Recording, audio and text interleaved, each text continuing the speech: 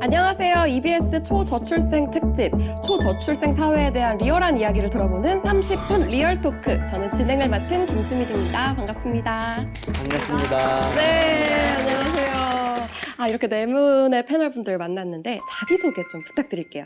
안녕하세요. 저는 오늘 일찍 일어나가지고 이제 서울까지 운전해서 직접 왔습니다. 포항에서 온 31살 양희연입니다. 반갑습니다. 포항에서 여기까지. 네. 저는 29살 만 나이로 하기로 했나요? 어쨌든 네, 저는 27살 이동진이고요. 네, 저는 뭐 지역 방송국에서 리포터로 일하고 있습니다. 안녕하세요. 저는 25살 이진우고요. 공기업에서 인턴하고 있고 오늘 연차 쓰고 이렇게 촬영 때문에 왔습니다. 네, 안녕하세요. 저는 이제 막 뚜벅뚜벅 취준의 길을 걷기 시작한 취준생 김민지입니다. 반갑습니다. 반갑습니다. 네, 사실 저희가 오늘 모두 초면이잖아요. 그래서 서로 좀 알아가 볼 겸 간단한 OX 퀴즈를 좀 해보려고 하는데요. 2030을 흔히 MZ라고 하지 않습니까? 나는 스스로를 MZ라고 생각한다. OX? 제가 하나, 둘, 셋 하면 들어주세요. 하나, 둘, 셋. 반. 반은 그렇지도 못했는데. 네, 반. 그럼 이유를 좀 들어봐야 될 것 같은데. 반부터 좀 들어볼까요? MZ 세대 하면 뭐 80년대생부터 뭐 00년생까지인가 뭐 이렇게 나누기도 하더라고요. 근데 뭐 그 나이대가 굉장히 조금 범주가 넓은데 그들 사이에서도 부모 자식이 될 수 있지 않겠습니까? 근데 그런 세대를 이제 한 그 MZ로 좀 아우르기에는 조금 과하지 않나 이런 생각도 있고, 저 스스로도 MZ라고 생각해 본 적이 별로 없고 그냥 난 나다. 또 X 하신 민지 씨는? 이게 물론 그 세대 구분상으로는 제가 MZ세대가 맞긴 할 텐데 요즘 MZ세대 하면 약간 좀 무개념에다가 개인주의자고 약간 이런 이미지가 좀 있잖아요. 그래서 저는 취준생이다 보니까 저는 그런 MZ들과 다르다라는 걸 계속 증명해야 되는 그런 느낌이 좀 있는 것 같아서 어디 가서 저 MZ세대입니다 이렇게 직접 말하기 조금 민망하달까? MZ가 약간 편견처럼 네. 느껴지시는군요. 그렇게 느껴집니다. 좋습니다. 좀 공감이 되네요. 아까 MZ 세대 하면서 약간 개인주의 이야기를 하셨잖아요. 네네. 근데 저는 직장 다니면서 가끔씩은 혼자 밥 먹는 것도 좋아하고 또 회식을 또 안 갈 때도 있거든요. 그러면 이제 팀장님이 항상 진우는 MZ가 맞네 이렇게 말씀을 하시더라고요. 네네. 그래서 본의 아니게 직장에서 MZ의 대명사가 돼가지고 네. 대명사시군요. 네, 그래서 저는 MZ 세대가 맞다고 생각을 했습니다. 좋습니다. 사실 진행을 맡고 있는 저도 여러분과 또래이거든요. 우리 모두가 MZ이건 아니건 저희가 대한민국의 2030인 거는 확실한 것 같습니다. 그래서 여러분, 그럼 이 자리에 초대된 이유가 뭐라고 생각하시나요? 이유를 알고 계시나요? 이 자리에 오게 된 이유? 그냥 이렇게 딱 봤을 때 요즘 애들 생각이 좀 궁금해서 부르신 것 같기도 하네요. 다들 비슷비슷한 또래라고 하셔가지고. 네. 사실 오늘 EBS가 초저출생 특집을 하고 있거든요. 그래서 우리 모두 2030이 이 이야기에 대해 본격적으로 좀 얘기를 해보자 이런 취지로 모이게 됐거든요. 우리가 시작에는 합계 출산율을 좀 짚고 넘어가야 될 것 같아요. 우리 사회 합계 출산율 알고 계시는 분 있으신가요? 1 안 넘고 네. 0.78 이 정도. 네. 저기 힌트가 저기 힌트가 있는데요. 맞습니다. 0.78 정도 된다고 하고요. 그럼 여러분 일상생활 하시면서 정말 아이 안 낳는 사회구나 좀 실감하신 적 있으세요? 저는 그 모교에 이렇게 가까운 데, 이제 초등학교, 졸업한 초등학교 가까운 데 있어가지고 가보면은 저 때만 해도 반이 6반까지 있었는데 지금은 한 반, 두 반밖에 없다고 하더라고요. 그럴 때 학교가 이제, 줄고 있다. 그래서 학교도 이제 통폐합이 많이 되고 반도 좀 줄어드는 걸 이제 눈으로 직접 보니까 애들이 진짜 없긴 없구나. 이걸 느끼죠.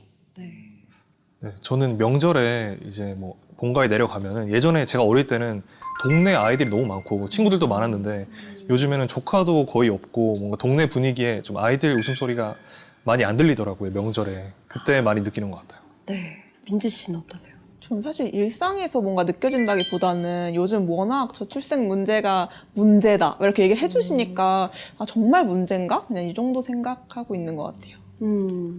사실 저희가 2030을 대표해서 좀 모였다 보니 뭐 출산율이나 연애나 결혼 이런 이야기들을 좀 하게 될 것 같아요. 조금 개인적인 질문이지만 결혼 이전 단계죠? 연애에 대한 이야기도 좀 하고 넘어가면 좋을 것 같은데 제가 듣기로 공개 연애 중이라고 되게 공식적인 연애를 하고 계시다고. 뭐 제가 어디 가서 뭐 문서를 쓴 건 아니지만 제가 뭐 연애를 하고 있고 같이 뭐 유튜브도 하고 있어서 5년 정도 만난 여자친구가 있습니다. 저는 가장 최근에 헤어진 것 같아요. 그래서 저는 이제 일도 시작하고 또 사회로 나오면서 학생인 여자친구랑은 조금 뭔가 라이프 스타일이 많이 달라졌잖아요. 그래서 서로의 발전을 응원해 주기로 했습니다. 이러다 오시는 거 아니죠? 아, 그러다 우는 거예요? 제가 연애에 대한 질문을 왜 드렸냐면 우리나라 청년들의 70%가요, 지금 연애를 안 하고 있다고 합니다. 한 조사에 따르면 청년 65%가 지금 연애를 안 하고 있다고 했고요. 29%는 연애 경험이 없다고 했고요. 결혼 의향이 있냐고 물은 질문에는 51%만 있다고 대답을 했다고 합니다. 왜 청년들이 연애조차 안 하는 사회가 됐을까? 좀 그런 얘기를 해보고 싶거든요. 어떻게 생각하세요? 저 같은 경우는 그냥 바쁘다 보니까 별로 그렇게 생각을 안 했던 것 같아요. 그래서 이제는 굳이 예전 같으면은 연애를 하고 싶다라고 생각을 많이 했었는데 지금은 나쁘지 않은데? 지금도 괜찮은데? 라는 생각을 좀 하죠. 한동안은 비대면 사회였잖아요. 그래서 후배들을 보면은 뭐 MT다 뭐다 있었던 다양한 오프라인 모임들이 없어지면서 자연스럽게 사람 만날 기회가 줄어드는 것 같아요. 연애 이야기에서 또 다음 이야기로 넘어가 보겠습니다. 결혼 생각은 있으신가요? 너무 개인적인 질문이지만 한번 2030 대표에서 이야기 들어보도록 할게요. 결혼 생각 혹시 있으세요? 저는 이분이 궁금한데요. 저요? 5년 되셨다고 하셔가지고. 5년. 네. 제가 아니라고 할 수 있을까요? 볼까봐. 아니 농담이고요. 아니, 편하게 말씀하세요. 네네네. 네, 편하게. 전 당연히 좀 오래 만나면서 그런 이야기도 뭐 조금씩 하기도 하고 결혼에 대해서 좀 생각을 하는 것 같아요. 주위에 아무래도 너무 더 어렸을 때는 친구들이 결혼하는 모습을 볼 수가 없었는데 이제는 조금씩 그런 모습이 생기니까 뭔가 좀 현실적으로 와닿게 되고 생각을 하게 되는 것 같아요. 저는 의향이 있습니다. 네. 최근에 이별을 하긴 했지만 그래도 결혼을 또 하고 싶어요. 근데 아직까지는 직장이나 아니면 주거 쪽으로 안정되어 있는 직업이 아니기 때문에 조금 괜찮아지면, 상황이 좋아지면, 마음도 괜찮아지면 마음도 네네. 그렇죠. 마음이 중요합니다. 좋은 사람을 만나서 저는 결혼을 하고 싶어요. 아, 네, 결혼 생각 있다. 네네. 민지 씨는 어떠세요? 저는 뭐 결혼 기회 되면 하겠다 이런 느낌이에요. 오. 없음 말고. 아, 이게 약간 또 요즘 2030의 마음인 것 같긴 해요. 네. 우리가 이제 연애, 결혼 이야기까지 했으니 또 다음 이야기, 또 아이에 대한 질문을 또 드려보려고 합니다. 혹시 아이를 낳고 싶다, 자녀 계획 이런 것도 생각해 보신 적 있으신가요? 민지 씨 어떠세요? 제가 아까 결혼은 기회 되면이라고 말씀드렸잖아요. 근데 아이는 굳이? 약간 이런 느낌. 오. 굳이 낳을까? 라는 이런 생각이에요.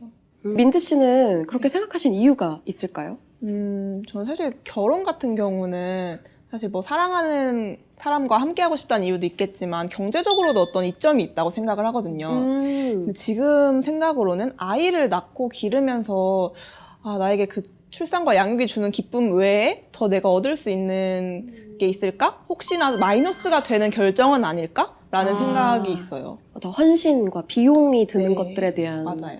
염려가 있으시군요. 저는 이제 부모님한테 좀 되게 많이 외동 아들이거든요. 그래서 많이 사랑받고 자랐고 또 부모님들이랑 많이 친하고 해가지고 제 아이랑도 그렇게 좋은 가정 환경을 만들어 보고 싶어요. 아, 아이가 있었으면 좋겠다. 네네. 네. 저도 물론 뭐 쌍방 합의해야겠지만 저도 아이를 가지고 싶은 생각이 있어요. 뭐 결실이니까 뭔가 있으면 후회하지 않을 것 같다는 생각이 들어요. 네. 사실 저도 대한민국의 20대지만 좀 예외적으로 아이 엄마가 됐습니다. 지금 엄마 된 지 한 7개월 정도 됐는데요. 전 좀 일찍 낳았지만 우리나라의 초혼 연령이 점점 높아지고 있는데요. 혹시 몇 살인지 알고 계신가요? 우리나라의 초혼 연령. 이제 30은 넘지 않았을까요? 오, 30 전후일 것 같아요. 30 전후일 네. 것이다. 저는 한 32, 셋 정도? 오, 네. 저도 모두 정확하게 이야기를 해주셨습니다. 2022년 기준 남자는 33.7세, 여자는 31.2세라고 합니다. 아까 결혼 의사 밝히신 분들 있으시잖아요. 혹시 몇 살 예상하시나요? 이때쯤 결혼하고 싶다. 결혼 계획, 나이와 관련해서 좀 이야기해 주시죠. 저는 35쯤에 결혼을 하고 싶어요. 초혼 연령보다 높아요. 네. 그때쯤 되면 아무래도 좀 가정 환경이나 주거적으로 무언가를 제가 이뤄내기에 안정적인 경제 기반을 만들 수 있을 것 같아가지고 35쯤이면 아, 저도 한 33 정도, 뭐 32, 셋 정도일 것 같아요.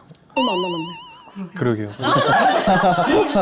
저는 그러니까 개인적으로는 저는 그 아버지랑 저랑 나이 차이가 많이 나서 그 부분이 좀 아쉬웠거든요.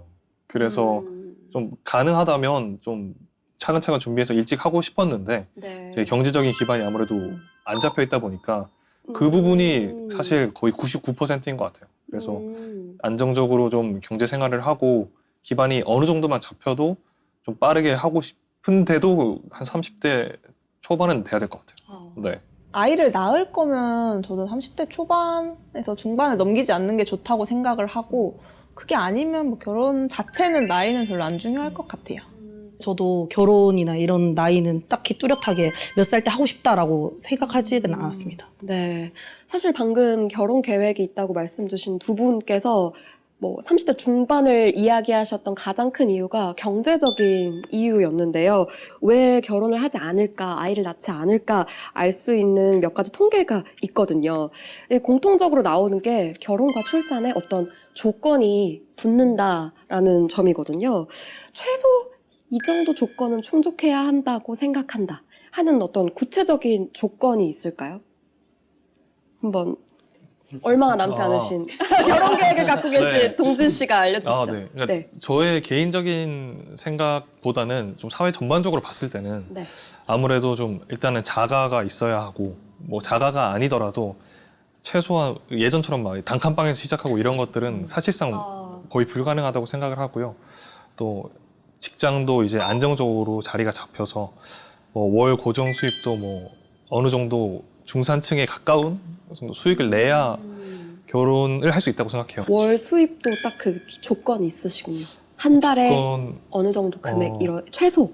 조건이라기보다는 전반적으로 봤을 때는 이제 뭐 두 명이서 그래도 한 거의 한 5, 600 이상은 벌어야 네, 가능하지 않을까 싶어요.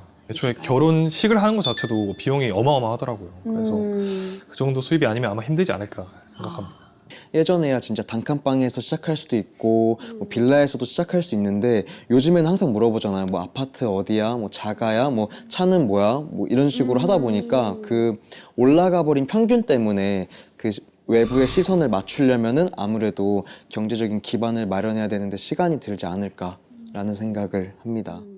사실 저는 결혼하기 전에 일단 제 스스로가 나를 먹여 살릴 수 있을까라는 불안도 아직 남아있는 상태거든요. 그래서 그 불안이 나와 상대방 모두 해소가 됐을 때 그리고 둘 다 같이 하는 게 훨씬 뭔가 우리 미래에 긍정적일 것 같다. 이러한 결론이 날 수 있을 때 그런 결정을 하는 게 맞는 것 같아요. 사실 말씀해 주신 것들 이렇게 들어보면 우리 사회가 암묵적으로 완벽한 상태, 결혼을 하기에 준비된 좋은 상태 이런 것들을 좀 가지고 있는 것 같아요. 그런 그 현실과 이상 사이에 갭이 큰 거죠. 동진 씨가 아까 이야기해 주셨지만 부모님 세대처럼 우리가 소박하게 작게 시작할 수 없는 세대다 이렇게 얘기해 주셨잖아요. 네. 혹시 그렇게 생각하시는 이유가 또 있을까요? 부모님들이 단칸방에서 시작하고 그렇게 할 수 있었던 이유는 미래가 괜찮아질 거라는 믿음이 확실했던 시대라고 생각해요. 근데 지금은 작게 시작을 하면 끝까지 성장할 수 있을까에 대해서 믿음이 없는 것 같아요. 네, 공감이 많이 됩니다. 진우 씨 어떠신가요? 저는 사실 SNS나 미디어를 비롯한 것들이 조금 젊은 세대들에게 결혼을 늦추는 데 영향을 준 것 같아요. 근데 사실 모든 사람들이 40평대 아파트에서 시작할 수 없고 또 수도권에서 집을 살 수가 없는데도 불구하고 마치 그게 정형화되어 있는 것처럼 나오다 보니까 영향을 받기도 하고 아, 나는 저렇게 시작을 못했는데 라는 어떤 좀 자괴감이 들 수도 있을 것 같아서 결혼이 계속 늦어지는 것 같고 저 또한 30대 중반쯤에 결혼하고 싶은 것 같아요. 지금 제가 신혼부부의 집을 떠올려 보라고 하면은 어쩐지 어디 아파트에 새하얀 인테리어를 가지고 왠지 신축. 네, 왠지 아. 신축에 차 하나 좀 있어야 될 것 같고 약간 이런 이미지가 훨씬 더 저한테 평범한 이미지로 느껴지거든요. 기성세대들이 말씀하시는 결혼, 출산 이것이 우리 세대와는 정말 많이 다른 것 같습니다. 기성세대와 우리 세대가 달라질 수밖에 없는 다른 이유도 있을까요?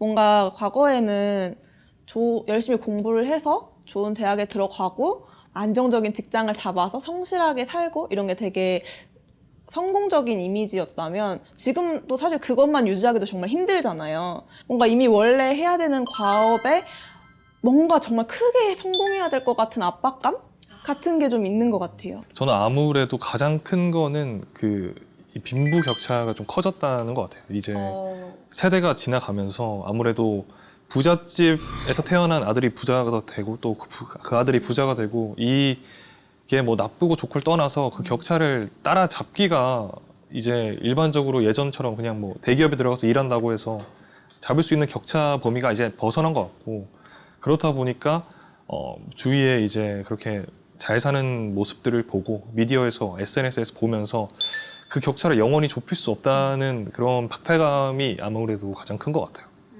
말씀해주신 것처럼 저도 이제 동년배다 보니까 우리 사회가 끊임없이 어떤 노력들을 좀 요구한다. 비교와 경쟁이 정말 끝없이 있었다. 이런 생각이 좀 드네요. 저도 개인적으로는 유년 시절부터 지금까지 좀 쉼없이 달려온 것 같고 제가 아이를 낳고 전후로 이제 좀 쉬게 됐는데 그때 저희 부모님이 너가 처음 쉬는 것 같다. 그런 얘기를 하시더라고요. 자의반 타의반 이렇게 쉬는 모습이 제가 20대 중반까지 달려오면서 취업 준비면 취업 준비, 대학 입시면 대학 입시 계속해서 달려왔는데 참 쉼이 많지 않은 세대다. 이런 생각이 좀 들었습니다. 여러분이 경험하는 이 사회 어떠신가요? 좀 우리 사회에 대한 이야기를 해보고 싶어요. 저는 지역에서 일을 하고 있고 또 비수도권 출신이기 때문에 뭐 그쪽에서 뭐 대학 입시부터 다 치렀었는데 확실히 이 정보의 격차가 너무 크고 그다음에 스터디를 하려고 해도 사실 뭐 인기 있는 직종이 아니면 무조건 서울에 가야 되고 또 서울에서 준비하는 사람들을 만나야 뒤처지지 않잖아요. 어쨌든 그 친구들과의 경쟁에서 뭐 좋은 성적을 거둬야 되는 거기 때문에 그런 부분에서 확실히 지역에 거주를 하게 되면 어쩔 수 없이 제 의지와 상관없이 경쟁에서 조금 뒤처지는 것 같은 느낌을 받을 수밖에 없는 것 같아요.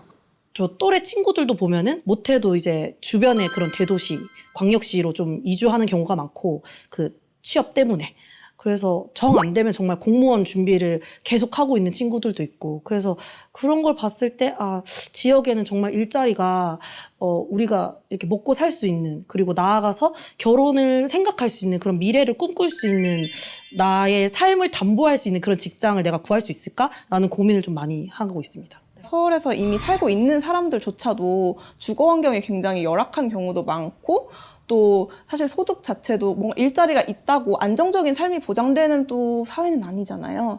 그래서 이게 뭔가 비수도권, 수도권의 격차도 중요하지만 모든 사람들이 안정적인 삶을 보장받을 수 있는지 이런 부분은 아직 약간 의문이 남아있는 상태예요. 네. 우리 사회 구성원들 따라서 정말 다양한 청년 문제들을 겪고 있다는 생각이 드는데요. 그렇다면 국가는 우리 청년들을 위해서 어떤 일을 하고 있을까요? 혹시 청년 예산이 얼마 정도 있는지 알고 계시는 분 있으신가요? 우리나라 청년 정책 예산. 짐작하시는 액수가 한 7, 800억? 7, 800억. 네. 혹시 다른 굉장히 조금일 것이다. 적을 것이다. 네. 저는 아무래도 청년 문제가 화두가 되고 있기 때문에 그래도 한 한 2천억은 쓰시지 않았을까. 오, 2천억 나왔습니다. 약간 경매 느낌이 나요.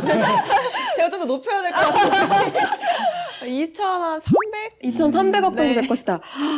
정답은요. 가장 최근인 2022년 청년정책 예산은 일단 과제 개수는 376개입니다.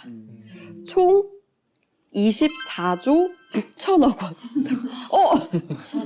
24조 24조요.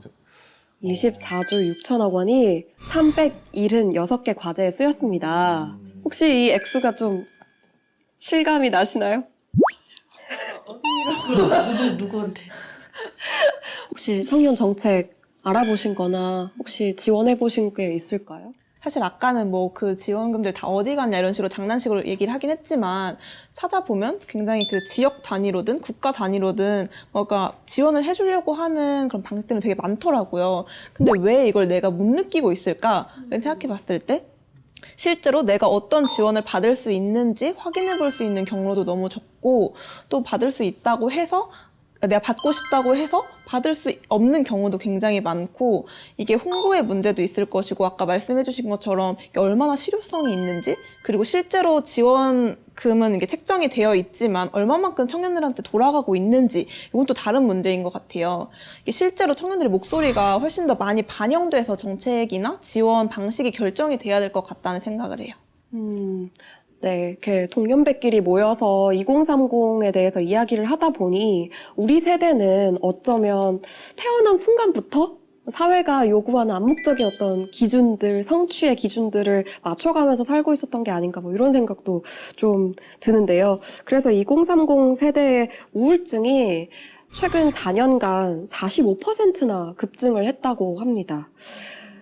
또 청년층 사이에서 그냥 쉰다 라고 답한 비중도 점점 늘고 있다고 하는데요. 우리 청년 세대가 마음 건강을 챙기기 위해서는 어떤 노력들이 있으면 좋을까? 또 마음 건강을 해치는 것들은 또 무엇이 있을까? 이야기 나눠보면 좋을 것 같습니다. 대학을 다니고 있는 친구들도 분명히 스타트업 창업을 꿈꾸고 있을 거고 뭐 다양한 진로를 꿈꾸고 있을 텐데 너무 좀 정형화된 길에 가는 사람들만 사회에서 인정해주다 보니까 많이 힘들어 하더라고요. 네. 저는 사실 대학을 졸업하고 처음에는 회사에 취업을 했는데요. 나름 이름 있는 회사에서 좀 돈도 괜찮게 받고 이렇게 일을 하면서 처음에 한두 달이야 뭐 괜찮았는데 이제 지나면서 뭔가 삶의 목표 의식이라고 해야 되나 그런 게 없어지는 스택을 쌓는 게 너무나도 중요한 시대다 보니까 거기에만 맞춰서 나를 살았구나. 뭔가 내가 하고 싶은 일을 해봐야겠다 하고 이제 회사를 그만두고 직종을 바꾸기에 노력하면서 뭔가 살면서 그런 행복감도 많이 느끼고 일을 할 때 받는 스트레스나 이런 것도 거의 비교가 안 되게 줄었거든요. 그러니까 어떤 그 문구를 봤는데 딱 제가 와닿았던 게 이제 제가 그 회사를 다닐 때는 29일이 불행하고 월급 받는 하루가 행복했어요. 너무 공감돼. 근데 제가 하고 싶은 일을 하고 나니까 그 월급 받는 하루는 불행할 수 있어도 29일이 행복하더라고요. 그래서 저는 뭐 사람마다 선택이 다르겠지만 그런 선택을 하고 싶어하는 사람에게도 좀 기회가 열리고 좀 존중이 있었으면 좋겠다 하는 생각이 듭니다. 저는 이제 실제로 작년에 아까 말씀드렸던 청년단체에서 이 청년 우울감을 주제로 프로젝트를 진행했었어요. 네. 그걸 진행을 하면서 뭐 온라인으로든 오프라인에서든 실제로 무엇이 도대체 우리 청년 세대를 이렇게 힘들게 하는가에 대해서 이제 질문을 드리고 답변을 받았었는데 오늘 저희가 뭐 얘기한 것처럼 뭐 취업 문제도 있었고 주거 문제도 있었고 여러 가지가 있었는데 되게 눈에 띄는 답변들은 그보다도 그냥 이유를 알 수 없는 우울감 그리고 뭔가 지금보다 더 나아질 거라는 어떤 희망? 그런 게 없다라고 답변을 하신 분들도 굉장히 많았거든요. 이걸 좀 더 집중적으로 살펴보고 어떻게 해소할 수 있을지 논의가 좀 더 많이 필요한 것 같아요. 네. 민재 씨가 얘기해 주신 게 너무나 맞는 이야기입니다. 대한민국에서 청년으로 사는 것에 대해서 좀 조사를 좀 해봤는데 최근 2030 세대들의 마음 건강을 연구한 한국보건사회연구원의 연구에 따르면요. 사회에 대한 신뢰가 낮아질수록 우울감이 더 커진다고 하더라고요. 여러분은 어떨 때 좀 행복감을 느끼시나요? 우리의 소확행을 좀 이야기해보면 어떨까 싶습니다. 제가 사랑하는 일을 하고 거기서 조금씩 인정받을 때 또 뭐 다른 일들까지 하게 될 때가 가장 행복한 것 같아요. 뭔가 자아실현이라고 하잖아요, 보통. 그 자아실현이 될 때가 가장 행복한 것 같아요. 사실 소확행이라고 하면은 저는 저희 집 고양이랑 낮잠 자고 일어날 때 이럴 때가 정말 소확행이거든요. 그래서 뭔가 일상의 소중함을 내가 지금 보장받고 있다는 느낌이 들 때 이럴 때 굉장히 행복한 것 같아요. 아, 반려묘와 있는 시간이 보장받을 때. 아, 좋다. 그것도 분명한 소확행이죠. 이제 마지막 질문을 할 때가 되었는데요. 나는 이럴 때 가끔 아이를 낳고 싶다, 이런 생각이 든다 하는 순간도 있을까요? 저는 이제 같이 일을 하다 보면은 같이 일하는 뭐 누나분들을 만날 때가 있는데 이제 결혼을 하시고 아이 사진 막 보여주시면서 막 자랑하고 하실 때 되게 다른 사람 같아 보이더라고요. 그 프로페셔널한 모습이랑 완전 다른 사람처럼 이야기를 하고 또 이 결혼에 대해서는 이제 추천하는 분과 안 하시는 분이 있는데 아이를 낳으신 분들은 공통적으로 너무 행복하고 절대 후회하지 않는다고 제가 만난 분들이 그렇게 말씀을 하시더라고요. 그럴 때 가장 생각이 많이 들어요. 네. 주변에 아이를 네, 볼 때. 주변에 아이를 볼 때. 네.